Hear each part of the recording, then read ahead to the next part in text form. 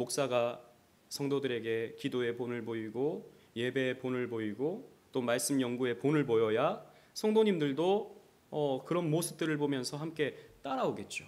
목사가 기도하지 않으면서 기도하라고 그러고, 목사가 말씀 연구하지 않으면서 왜 말씀 읽지 않냐고 책망한다면 아무도 따라오지 않을 것입니다. 직분자들도 중요하죠. 직분자들도 앞서 있는 분으로서 본을 보이는 게 참 중요합니다. 그래서 우리는요, 교리를 가르치고 또 성경의 실천적 명제를 전하고 그것을 이해하는 것, 이거 너무너무 중요해요. 사실 그게 가장 먼저 돼야 되는 것이죠. 하지만 보여주는 것, 믿음을 가진 사람을 눈으로 보여주는 것만큼 직관적인 것은 없다라는 것이죠. 이것을 우리는 성경에서도 발견할 수 있는데요. 여러분 순서지에 보시면 바울도 디모데에게 이렇게 언급하고 있는 것을 볼 수 있습니다. 디모데전서 4장 12절 말씀 우리 다 같이 한번 읽어보도록 하겠습니다. 시작. 누구든지 내 연소함을 업신여기지 못하게 하고 오직 말과 행실과 사랑과 믿음과 정절에 있어서 믿는 자에게 본이 되어라 라고 디모데, 젊은 목회자였던 디모데에게 사도 바울이 권면을 해주고 있는 것입니다. 네가 나이가 어리기 때문에 연소함을, 나이가 어린 것을 업신여기지 못하게 해야 된다. 그런데 말과 행실과 사랑과 믿음과 정절에 있어서 믿는 자들의, 성도들의 본이 되어야 한다, 디모데야. 이렇게 권면하고 있는 것이죠. 그래서 여러분 성경을 보면 수많은 믿음의 본을 보여주는 인물들을 우리는 발견할 수 있습니다. 물론 우리는 현실적인 삶을 통해서 우리는 존경할 만한 믿음의 사람들을 보죠. 그런데 여러분 우리 주변에 있는 사람을 믿음의 멘토로 여기는 건 너무너무 중요하고 또 필요는 한데 거기에 너무 또 이제 마음을 쏟아버리면 사람은 또 실망하기 마련이잖아요. 처음에는 너무 훌륭하다, 처음에는 너무 멋있다 한데 가까이 가서 교제해보면 영 아닌 사람들이 또 오랜 시간을 두고 교제해보면 이 사람 이런 사람이었나 하는 때가 많죠. 그래서 사실 내 눈앞에 있는 사람은요, 적당한 좀 가까움과 거리가 동시에 좀 필요한 것 같습니다. 하지만 성경의 인물은 다르죠. 성경의 인물, 물론 여러분 성경의 인물도 다 완벽합니까? 그렇지 않아요. 우리가 오늘 노아 살펴보고 다음 주에 아브라함 살펴보지만 다 흠이 있는 인물들이고 다 부족한 인물들입니다. 우리 구속사 시리즈 하면서 다 살폈던 것이죠. 하지만 또 한편으로는 본을 받아야 할 모습들을 우리는 발견할 수 있죠. 이 성경의 인물은 변하지 않잖아요. 고정되어 있잖아요. 그래서 우리는 배울 점들을 이 성경 인물을 통해서 배울 수 있는 것이죠. 또 나중에 우리가 또 교회사를 공부하면서 역사 속에서 참 위대한 성경의 신앙의 인물들, 그런 인물들을 통해서 우리가 교훈받는 것도 너무너무 중요하겠죠. 어쨌든 이런 역사의 기록에 남겨진, 성경의 기록이라든지 역사의 기록에 남겨진 사람들을 보면서 우리가 본을 받고자 하는 것은 너무나도 중요한 것이죠. 어떤 분들은 성경은 교훈론을 주장할 수 있는 책이 아니다라고 주장을 하기도 합니다. 즉 성경은 우리가 어떻게 살아야 된다, 저렇게 살아야 된다라고 하는 그런 교훈으로서 인물을 제시하지 않는다라고 이렇게 주장하는 분들도 있어요. 왜냐하면 노아도 마찬가지고 좋은 점만 드러나는 게 아니라 앞에서 말씀드린 것처럼 흠 있는 모습도 드러나기 때문이죠. 오늘은 우리가 노아에 대해서 그 부분에 대해서 살피지는 않지만 노아도 나중에 그 술을 진탕 마시고 술 취해서 자기의 수치를 내보이는 그런 연약한 모습을 보이지 않습니까? 그런 것도 우리가 닮아야 됩니까? 그런 건 아닌 것이죠. 그러니까 아예 성경 인물은 우리가 본받으라고 주신 인물들이 아니다라고 이렇게 그냥 덮어놓고 구속사적인 의미, 노아의 삶 속에서 그리스도가 어떻게 드러나는지 이런 것만 전하려고 하시는 분이 있어요. 물론 저도 약간 그런 부분이 있잖아요, 그죠? 우리 주일에 말씀을 통해서. 근데 꼭 그런 것만은 아닙니다, 그죠? 여러분 성경은 그렇게 감추어진 의미를 발견하는 책이 아니에요. 드러난 누구나 읽어도, 우리 유건이가 읽어도 이해될 만한 책이 성경이거든요. 다는 이해 못하지만 그냥 노아 이야기 읽으면 어떤 내용입니까? 열심히 주님 명령대로 방주 지었다. 이거잖아요. 하나님 명령대로 방주 지었다. 이거는 유건이 이해할 수 있잖아요. 그죠? 할 수 있대요. 그게 교훈인 겁니다. 성경에서. 얼마든지 우리는요, 성경을 교훈론적으로도 이해할 수 있다라는 것이죠. 그래서 앞으로 몇 주간 동안에 성경의 인물들을 차례로 좀 살펴보려고 합니다. 뭐 다 살피면 끝도 없으니까 14명의 인물을, 믿음의 인물들을 조금 이렇게 살펴보려고 합니다. 지난번에 우리 하나님을 알아가는 기쁨 그 시리즈는 존 메가더 목사님의 책을 제가 기반으로 한다 그랬어요. 이번에도 마찬가지입니다. 존 메가더 목사님의 책 중에 믿음으로 말미암아 살리라라는 책이 있습니다. 덜 유명한 책이에요. 아마 지금 절판됐을 겁니다. 그래서 그 책을 기반으로 해서 제가 좀 더 살을 붙이고 빼건 빼고 해서 여러분들에게 설교를 전하려고 합니다. 그래서 오늘은 그 첫 시간으로 우리가 잘 아는 노아에 대해서 여러분들과 함께 살펴보려고 해요. 제가 예전 주일학교 때 불렀던 노래가 있습니다. 쓱싹 쓱싹 뚝딱 뚝딱 무얼 하나 노아 할아버지 쓱싹 쓱싹 뚝딱뚝딱 매일매일 목과 망치질 세상 사람들은 노아를 보고 깔깔대며 비웃었지만 믿음이 좋은 노아 할아버지 주님 명령 순종했네 라는 찬양이었어요. 그래서 주일학교가 중요합니다. 저는 그때 노래를 다 알고 있거든요. 외우고 있잖아요. 이 내용 모르는 사람 있습니까? 노아에 대해서 모르는 사람 있습니까? 여기? 없어요. 노아만큼은 우리가 잘 압니다. 그죠? 그러나 오늘 우리가 이 노아에 대해서 살펴볼 때 노아의 믿음에 대해서 우리가 함께 살펴보고자 합니다. 노아는 하나님 말씀에 순종하여 방주를 준비하고 그 집이 구원받았던 믿음의 인물이죠. 그래서 노아의 순종하는 믿음을 함께 살펴봄을 통해 은혜를 나눠보고자 합니다. 먼저 노아는요, 하나님의 은혜를 받은 노아였다라는 것입니다. 노아가 살던 시대는 온갖 악행과 하나님을 향한 반항이 일삼아지던 시대였죠. 그때 노아는 어땠습니까? 여러분 창세기로 한번 가보십시오. 창세기 6장으로 한번 가보시기 바랍니다. 뭐 앞에도 뜨긴 뜨지만 여러분 성경책 오늘 창세기 6장을 좀 많이 보니까요. 히브리서 11장을 끼워 넣으시고 창세기 6장으로 여러분 가보시기 바랍니다. 창세기 6장 7절로 9절 말씀 가운데 제가 7절, 8절 읽고 9절 다 같이 읽겠습니다. 아니다. 제가 7절을 읽고 8절부터 다 같이 읽겠습니다. 이르시되 내가 창조한 사람을 내가 지면에서 쓸어버리되 사람으로부터 가축과 기는 것과 공중의 새까지 그리하리니 이는 내가 그것들을 지었음을 한탄함이니라 하시니라. 시작. 그러나 노아는 여호와께 은혜를 입었더라. 이것이 노아의 족본이라. 노아는 의인이요 당대의 완전한 자라. 그는 하나님과 동행하였으며. 아멘. 하나님이 온갖 죄와 악이 관영한 세상을 쓸어버리기를 원하셨습니다. 다르게 표현하면 심판하기를 원하셨습니다. 모든 피조물의 대표였던 사람이 타락했기 때문에 가축과 기는 것과 공중의 새까지도 하나님께서 한꺼번에 심판하시기를 원하셨습니다. 그런데 8절 말씀에 그러나, 이 말이 중요합니다. 그러나 노아는 여호와께 은혜를 입었더라 라는 것이죠. 개혁주의 설교자인 제임스 몽고메리 보이스라는 목사님이 계십니다. 이분이 쓴 아주 두꺼운 창세기 강의 책이 있어요. 그 책에서 이 본문에 대해서, 금방 읽었던 이 본문에 대해서 이렇게 설명합니다. 여러분 순서지를 보세요. 제가 원고를 실어놨습니다. 제가 한번 읽어보겠습니다. 어떤 사람들은 이 구절을 읽으면서 노아가 의롭고 온전한 삶을 살았기 때문에 하나님께 은혜를 입었다고 생각한다. 이게 보통 사람들, 보통 복음주의자들의 생각이다라는 거죠.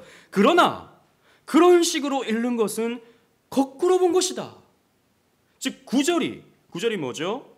의인이요 당대의 완전한 자다. 이게 먼저가 아니고 8절 여호와께 은혜를 입었다가 먼저다라는 거죠. 그러니까 의롭게 살았으니까 은혜를 입은 게 아니고 은혜를 입었기 때문에 완전하게 살았다, 온전한 믿음의 삶을 살았다라는 것입니다. 심지어 그 사이에 노아가 의로웠기 때문에 은혜를 입었더라라고 하는 것과 같은 접속사나 분사도 없다.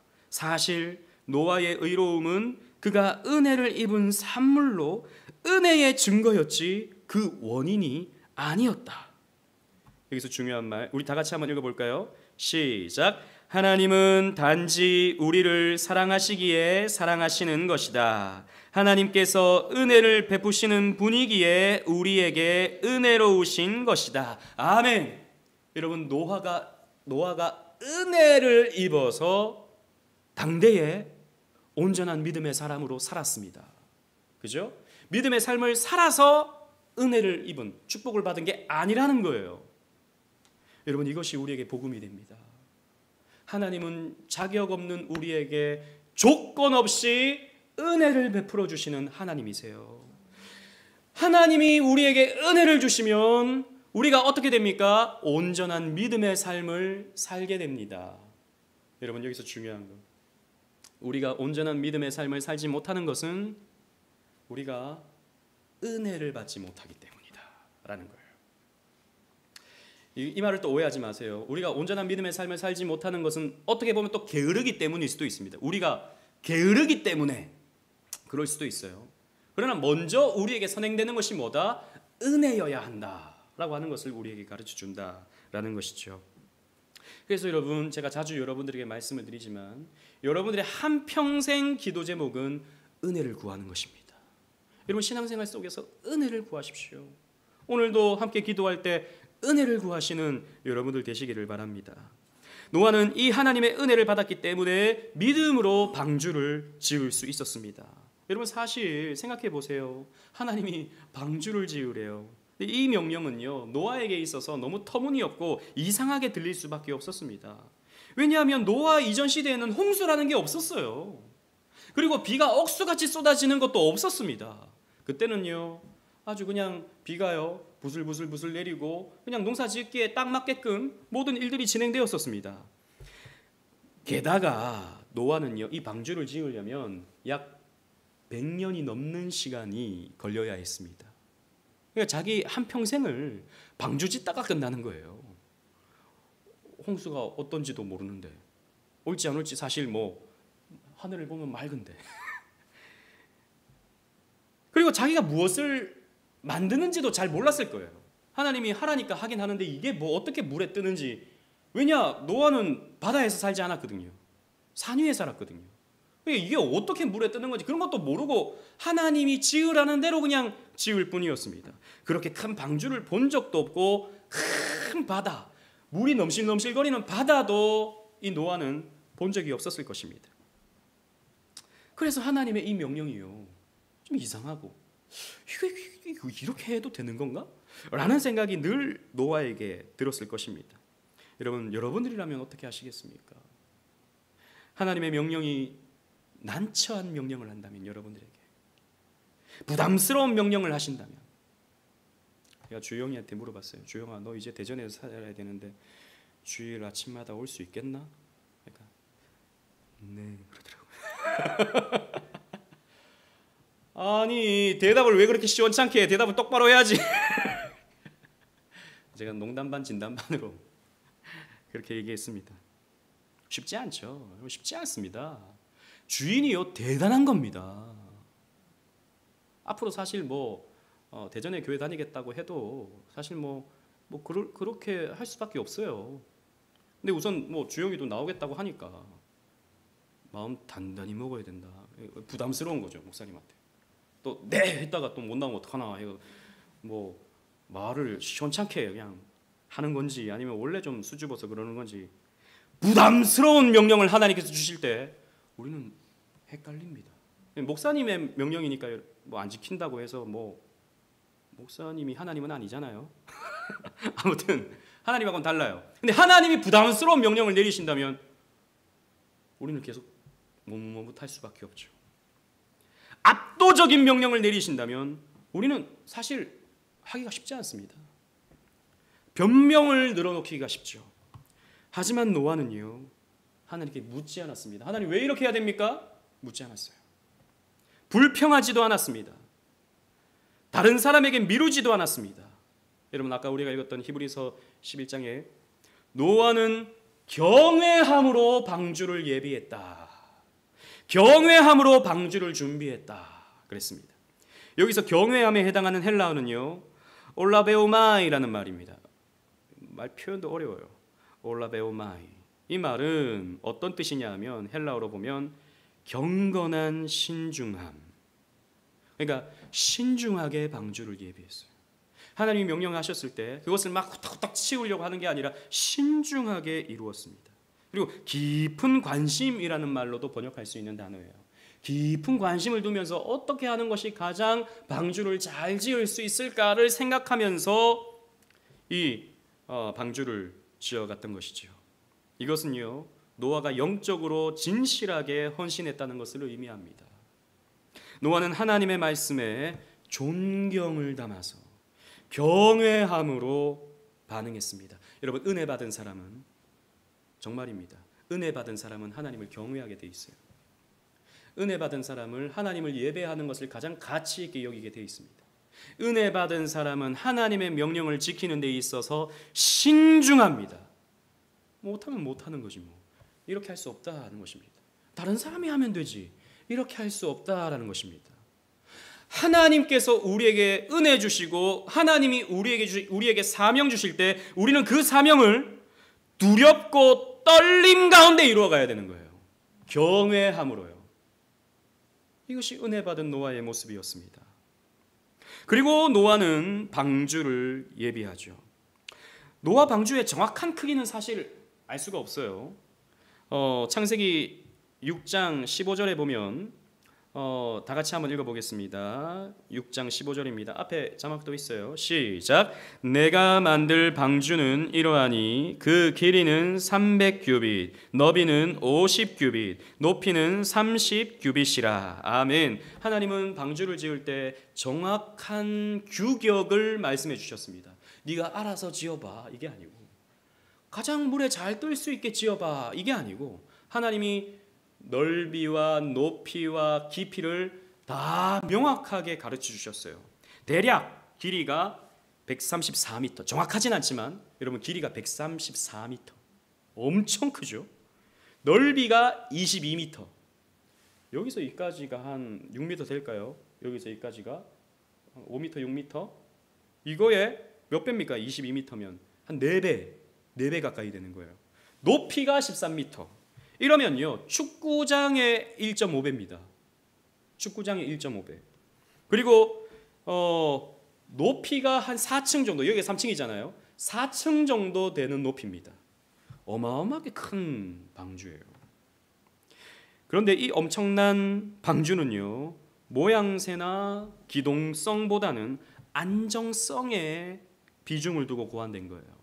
그래서 현대 해양공학자들의 연구에 따르면 이 비율이 물에서 가장 잘 뜰 수 있는 어떤 풍랑 속에서도 유지할 수 있는 비율이라고 합니다. 저도 정확히는 잘 모르겠어요.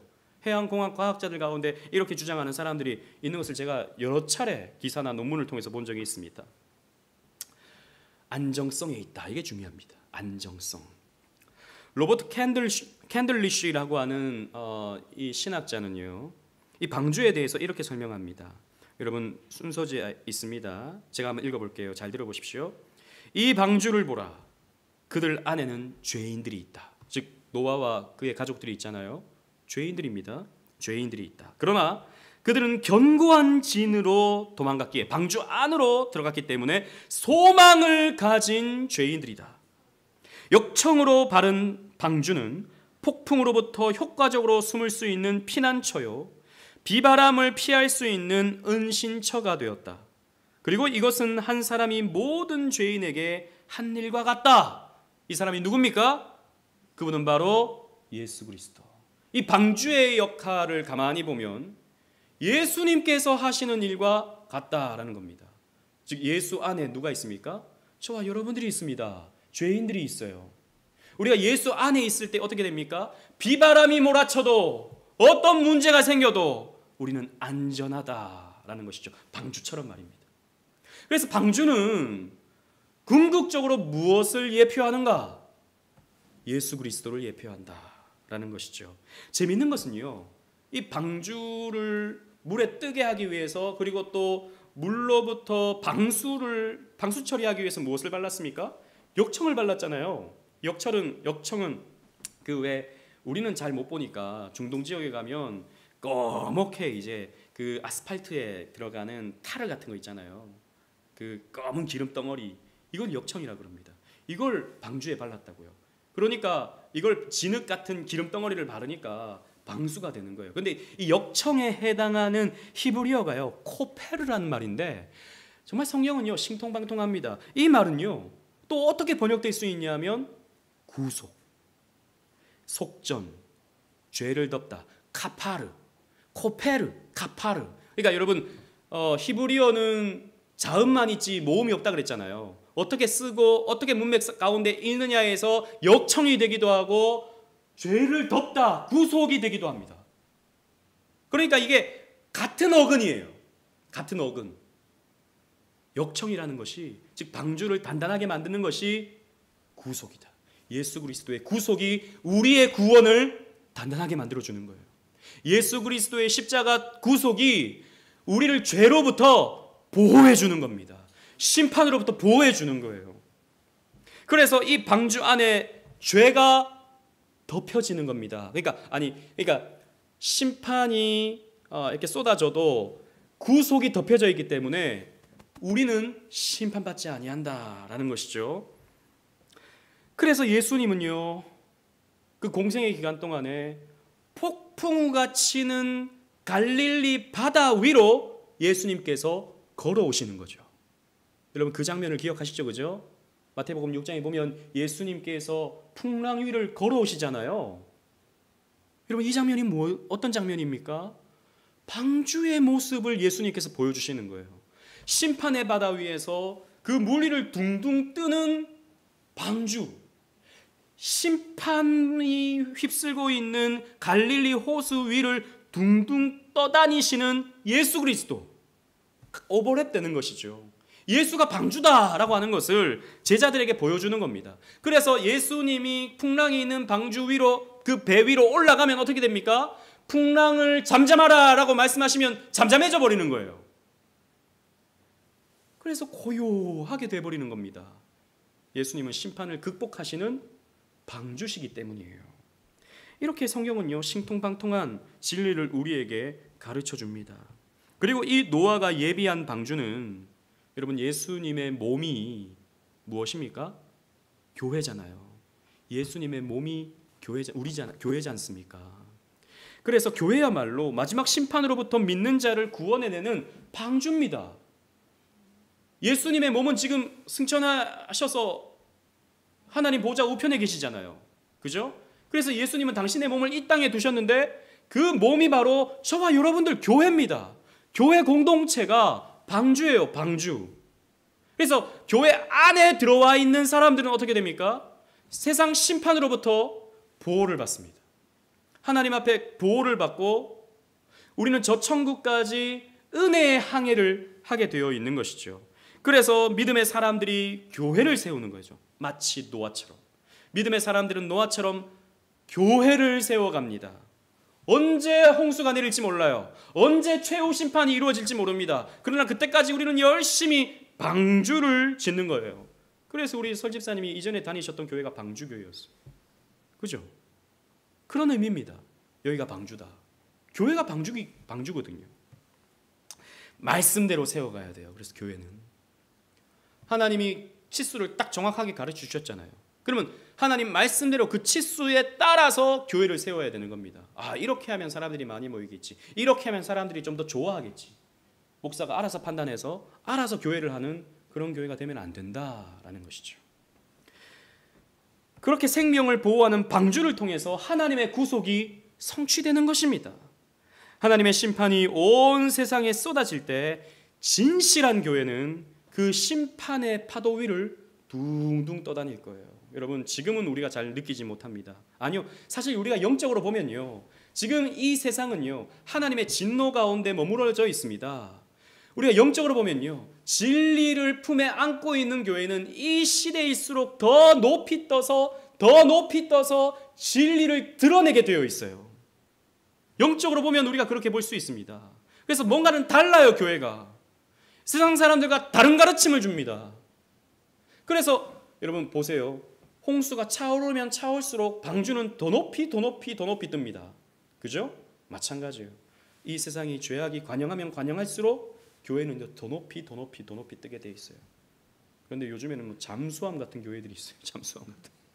그 밑에 그냥 들어가가지고 그냥 여기도 좋네 하고 있는 그런 교회가 있다는 거죠. 홍수 그냥 그 안에 들어가서. 그리고 노아는 세상을 향해 심판의 메시지를 전파했습니다. 제가 이 대지의 문장을 좀 이렇게 완벽하게 못 썼네요. 세상을 향해 심판의 메시지를 전한 노아입니다. 전한 이렇게 넣으시기 바랍니다. 노아 시대는 도덕적으로나 영적으로나 무너져 있었습니다. 창세기 6장 5절 말씀 우리 다 같이 한번 읽어보겠습니다. 시작. 여호와께서 사람의 죄악이 세상에 가득함과 그의 마음으로 생각하는 모든 계획이 항상 악할 뿐임을 보시고. 아멘. 역사 속에서 그 어느 때보다 노아 시대는요 악했습니다. 사실 지금보다도 더 악했는지 몰라요. 이런 세상을 향해 하나님은요 심판의 메시지를 노아를 통해서 선포하셨습니다. 당대의 죄와 불신앙 때문에 하나님의 심판이 있을 것이다 라고 하는 것을 노아는 선포했던 것이죠. 그래서 베드로는요, 베드로후서 2장 5절에 보면 의를 전하는 노아라고 표현했습니다. 의를 전파하는 노아. 여러분, 그들의 죄는 구체적으로 어떠했습니까? 창세기 6장 2절 말씀 또 다 같이 한번 읽어보겠습니다. 시작.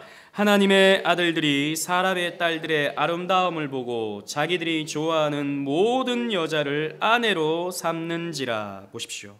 언약의 자손들이 이 하나님의 아들들을 무엇으로 해석하느냐가 너무너무 중요한데, 좀 여러분 성경에 보면 천사들을 하나님의 아들들이라고 하기도 해요. 그래서 천사와 사람이 서로 결혼해서 내 피림을 낳았다, 뭐 이렇게 해석하는 분들이 많습니다. 특히 세대주의자들이 그런 식으로 해석하기도 해요.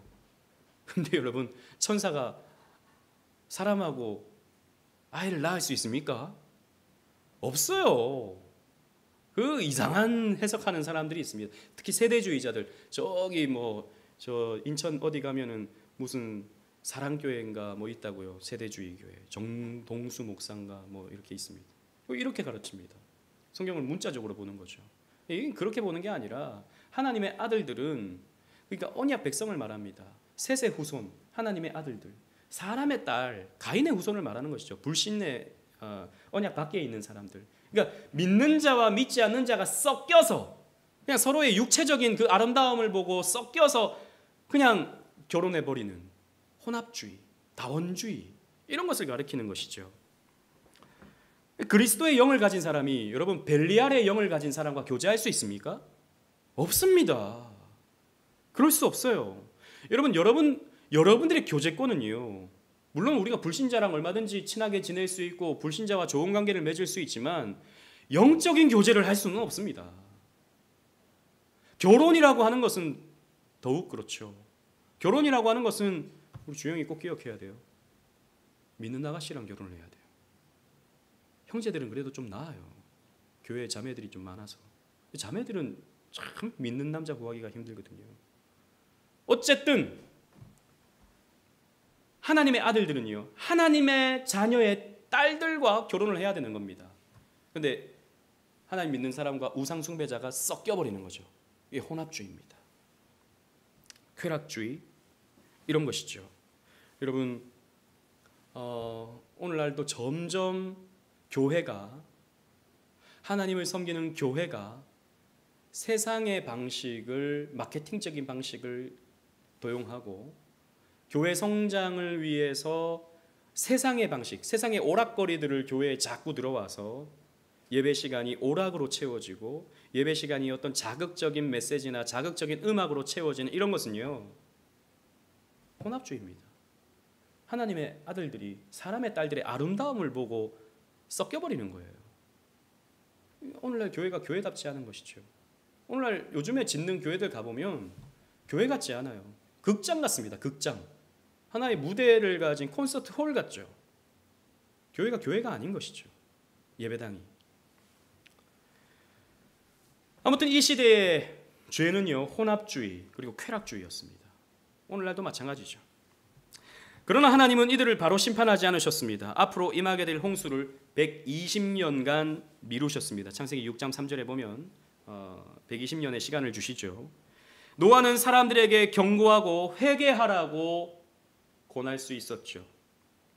그래서 베드로는 이 상황을 이렇게 요약합니다. 베드로전서 3장 20절 상반절 우리 다 같이 한번 읽어보겠습니다. 시작.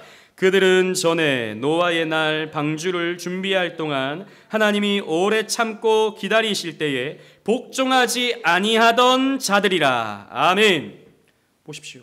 노아의 날 방주를 준비할 동안에 하나님은요 어떻게 하셨습니까? 오래 참고 기다리셨습니다. 노아가 선포하는 그 의를 통해서, 노아가 선포하는 심판의 경고를 통해서 사람들이 돌아오기를 기다리셨어요. 여러분, 하나님께서 이 죄악된 세상을 왜 지금도 심판하지 않으십니까? 하나님이 오래 참고 기다리시는 하나님이시기 때문입니다.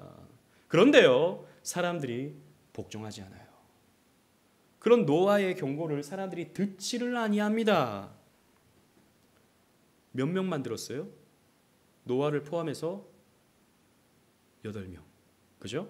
노아의 아들 셋, 그리고 자부, 노아와 아내. 8명만 들었어요. 나머지는 다 한 명도 듣지 않았습니다. 여러분, 노아가 방주를 짓고 저 산 위에 나무를 해다가 늘 어마어마하게 큰 축구장만큼 큰 그 방주를 짓고 있을 때 많은 사람들이 그것을 봤을 것입니다. 제가 아까 그 주일학교 동료 주일학교 찬양 불렀지 않습니까? 세상 사람들은 노아를 보고 깔깔대며 비웃었다고요. 아유, 저 미친 노아, 정신이 나갔구만. 무슨 산 위에 방주를 짓나? 저 먼 바다 가서 방주를 지어야지. 이렇게 했을 것입니다. 그런데요, 그 방주 짓는 것이 어떤 의미입니까? 왜 방주를 짓나 했을 때 앞으로 홍수 심판이 임할 것이네 라고 노아가 대답하지 않았겠습니까? 여러분, 오늘날 우리는 주일마다 교회를 옵니다. 그죠? 주일마다 교회를 와요. 올 때 그냥 오는 게 아니라 여러분들 하나님 앞에 드릴 헌상의 제물을 가지고 오십니다. 바보죠. 교회 헌금하면 2배로 여러분들에게 떨어지는 게 아닌 걸 여러분 경험해 보시지 않습니까? 드린 만큼 여러분들에게는 없어집니다. 그죠? 게다가 설거지도 해야 되고 밥도 해와야 되고 이 세상 사람들이 봤을 때는 어리석은 거죠. 깔깔대며 비웃을 일이죠. 아유, 저 사람들 보이지도 않는 하나님 섬긴다고 저렇게 돈도 갖다 바쳐, 밥도 갖다 바쳐, 노동력도 갖다 바쳐, 목사가 말하면 아멘 아멘 하는 게 참 무식한 사람들이네 이럴 겁니다. 그럼 우리한테 묻죠. 왜 교회 가냐? 그럼 여러분들 뭐라고 대답하시겠습니까? 교회 가니까 그냥 좋아 이러시겠습니까? 교회 가니까 너무 그냥 마음이 평안해져 이러겠습니까? 예, 그것도 나쁜 건 아닙니다. 좋은 겁니다. 그죠? 그거라도 말할 수 있으면 너무너무 좋겠어요. 그러나 여러분, 우리는 분명하게 말할 수 있어야 됩니다. 구원받기 때문입니다. 마음이 편해지기 위해서라면 여러분 꼭 교회 안 와도 되죠. 그죠? 마음 편해지는 방법들은 여러 가지가 더 많습니다. 구원입니다. 그죠? 구원입니다. 왜 구원받아야 됩니까? 심판이 있기 때문입니다. 앞으로 주님께서 다시 오실 때 산자와 죽은 자가 심판을 받습니다. 그런데 예수 안에 있는 자들은, 방주 안에 있는 자들은 구원을 받지만, 영원한 생명을 얻지만, 하나님께서 주시는 상급을 받지만, 하나님이 주시는 영광의 면류관을 받지만, 방주 밖에 있는 자들은 영원한 지옥 심판이 기다리고 있는 거예요. 불심판이 기다리고 있습니다. 구더기도 죽지 아니하는, 소금이 불처럼 튀어버리는 그런 지옥 형벌이 기다리고 있는 것이죠. 그래서 우리는 방주를 지을 수밖에 없는 것입니다. 이런 말 하면 더 미쳤다고 난리 날 거예요. 더 미쳤다고. 그런데 여러분 이게 뭐죠? 세상을 향해서 심판을 선포하는 겁니다. 우리가 교회에 모이는 것부터가 저 사람들에게는 심판이 선포되고 있는 거예요. 여기 오직 은혜교회 간판이 달려있는 것부터가 하나님께서 저들에게 심판을 선고하시는 겁니다. 여기 교회가 있는데 왜 너희들은 밑에 골목집에서 고기만 구워 먹고 있느냐? 하나님 앞으로 그렇게 책망하실 겁니다. 여러분 오늘날 우리도 마찬가지예요. 우리가 살아가는 이 시대는 돈이 전부다라고 하는 것을 굳게 믿고 있는 시대입니다. 사람들이. 그런 이 시대 속에서 우리는 심판을 선고해야 됩니다. 돈을 하나님으로 믿는 자들은 심판을 받는다라고 하는 것을 우리는요 헌상함을 통해서 우리는 표현하는 것입니다.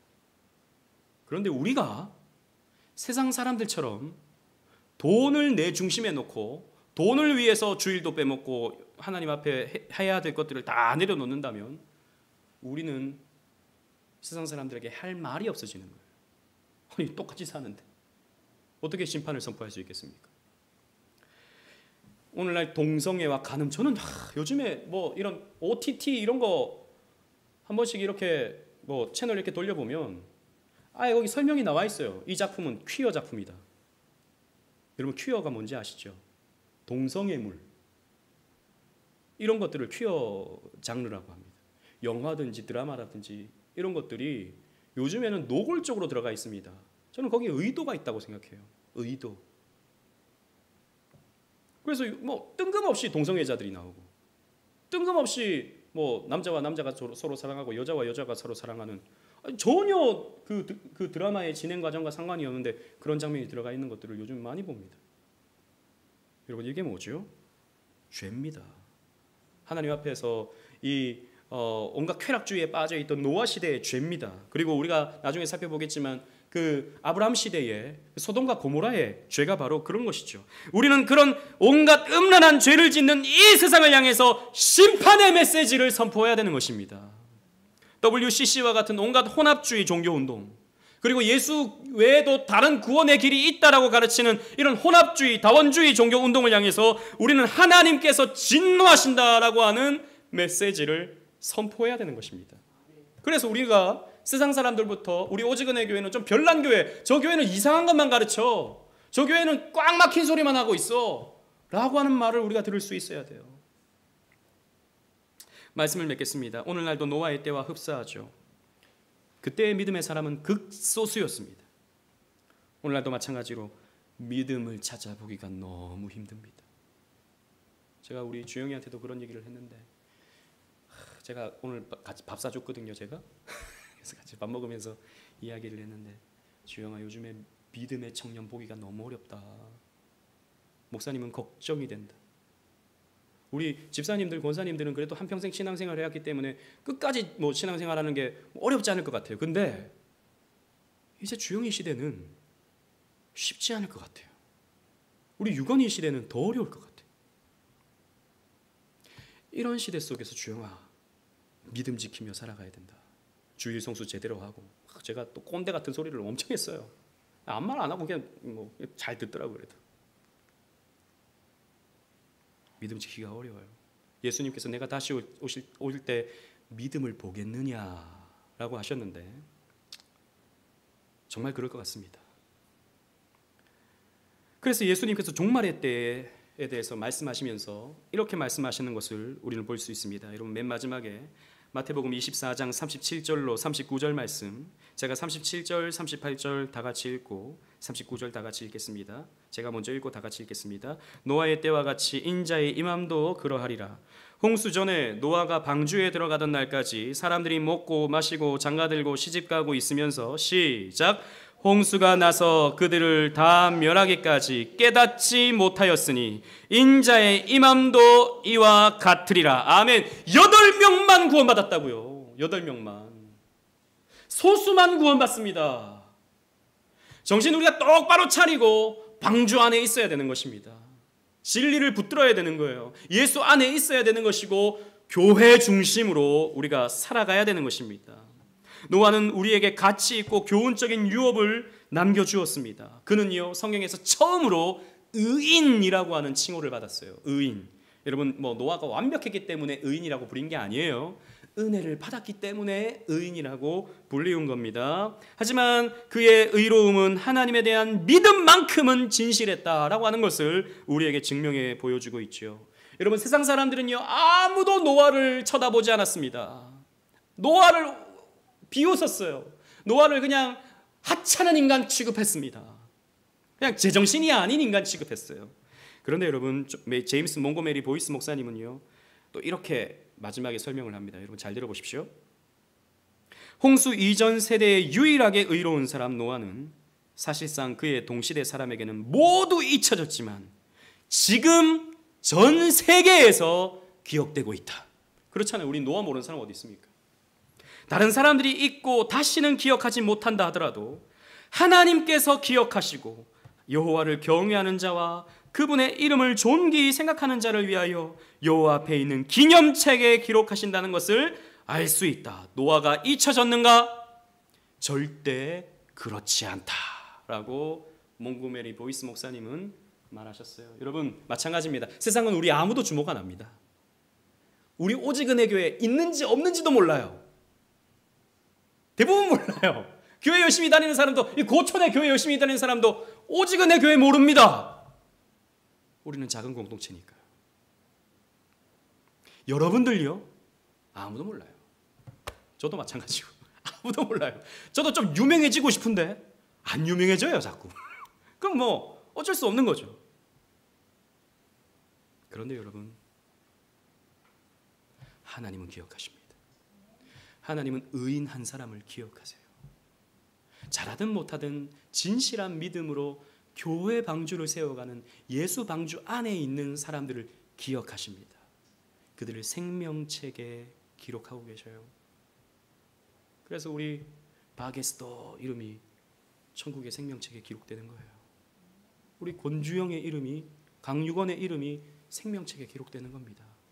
우리 그것으로 족한 거예요. 다른 사람 안 알아줘도 우리를 몰라줘도 괜찮은 것입니다. 순종하는 믿음을 가졌던 노아는 이렇게 기억되고 있습니다. 저와 여러분들 역시 하나님께 기억되는 순종의 사람이 될 수 있기를 주님 이름으로 축원합니다.